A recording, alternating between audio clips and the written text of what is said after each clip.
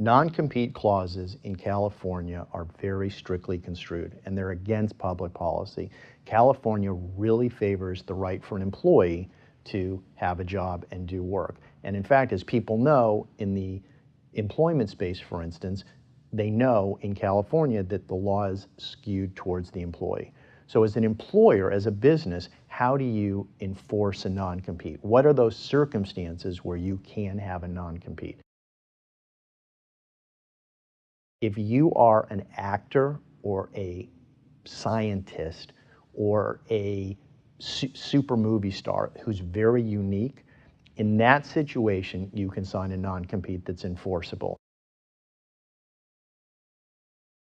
If I sell you a business, you're buying the goodwill of that. So let's say you pay $10 million for that.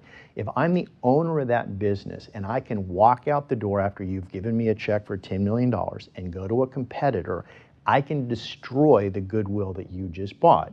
So when someone sells their business, they can agree to not compete for up to 5 years in California. Where it gets a little more complex is that's a situation where I own 100% of the business. What about if I have 10 employees or 10 owners that each own 10% of the company?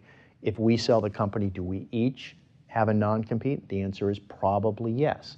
When you start going down from there and you own stock in Apple Computer and you have less than 0.1%, no. You sell the equity in Apple Computer, you're not going to be subject to a non-compete.